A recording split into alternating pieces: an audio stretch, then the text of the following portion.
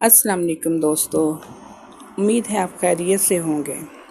تاریخ کے اوراق سے آج ہم ایسی کہانی لے کر آئے ہیں جو سچی اور ایمان افروز ہے اور آج کے مسلمانوں اور مسلمان حکمرانوں کے ذہنوں پر ہلکی سی دستک کی کاوش ہے۔ آئیے کہانی کی طرف بڑھتے ہیں۔ سومناتھ کا مندر اتنا بڑا تھا کہ ہندوستان کے سب راجے اس کے لیے اپنی جاگیریں وقف کرتے تھے اور مندر کی خدمت کے لیے اپنی بیٹیوں کو بھی وقف کرتے تھے، جو ہمیشہ کنواری رہتی۔ انہیں دیوداسیاں کہا جاتا تھا۔ 2000 کے لگ بھگ برہمن پوجا پاٹ کے لیے ہر وقت حاضر رہتے تھے۔ 500 کے قریب گانے بجانے والی عورتیں اور 300 قوال ملازم تھے۔ سومناتھ کے مندر کی چھت 56 ستونوں پر قائم تھی۔ وہاں مصنوعی اور سورج کی روشنی کا کوئی بندوبست نہیں تھا، جبکہ قندیلوں میں جڑے ہوئے قیمتی اور بے بہا جواہرات ہی روشنی مہیا کرتے تھے۔ اللہ کے دلاور سلطان محمود غزنوی سونے اور چاندی کے چھوٹے بتوں کو روننے کے بعد سب سے بڑے بت سومناتھ کے پاس کھڑے ہوئے، جو اتنا بڑا تھا کہ 6 فٹ زمین کے اندر اور 9 فٹ زمین سے باہر تھا۔ اس دوران شہر کے معزز ترین ہندوؤں نے انہیں منہ مانگی دولت کی پیشکش کی۔ اگر سلطان ان کے اس بڑے بت کو نہ توڑے تو وہ اس کو منہ مانگے جواہرات اور دولت دیں گے۔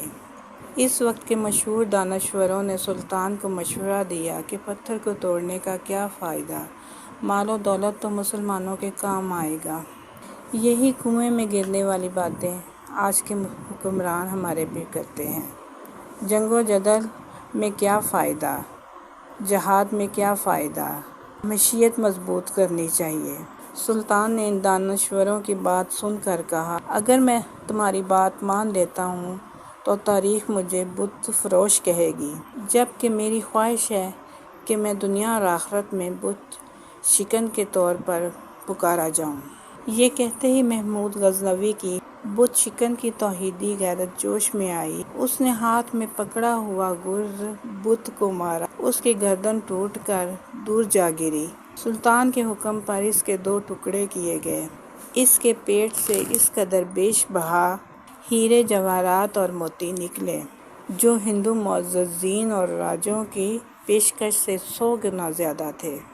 کافر مورخین سلطان کو ڈاکو کہتے ہیں، جبکہ مسلمان اسے مال غنیمت کہتے ہیں۔ یاد رکھیں کہ غیرت مند مسلمان بت شکن ہیں، بت فروش نہیں۔ بت شکن سلطان محمود غزنوی کے دنیا میں جانے کے 1000 سال بعد 1974 میں ظاہر شاہ کی حکومت میں جب زلزلہ آیا تو محمود غزنوی کی قبر پھٹ گئی۔ قبر ٹھیک کرنے کے لیے قبر کو کھولا گیا۔ اس وقت سلطان کو دنیا سے گزرے ہوئے 1000 سال بیت چکے تھے۔ ان کی قبر کا عجب منظر تھا، ان کا کفن بھی میلا نہیں ہوا تھا۔ 1000 سال بعد بھی ان کا کفن ایسے تھا کہ انہیں جیسے آج ہی قبر میں اتارا گیا ہو۔ ان کا ایک ہاتھ سینے پر اور کفن سینے سے تھوڑا سا کھلا ہوا ہے۔ ہاتھوں کو چھوا گیا تو وہ ایسے نرم و نازک، ساری دنیا میں یہ بات پھیل گئی، اللہ کے دین اور ملک و ملت کی حفاظت کرنے والوں کو اللہ دنیا اور آخرت میں بلند مقام عطا کرتا ہے۔ اللہ تعالی ہم سب کو بھی ان جیسے لوگوں کے نقش قدم پر چلنے کی توفیق دے۔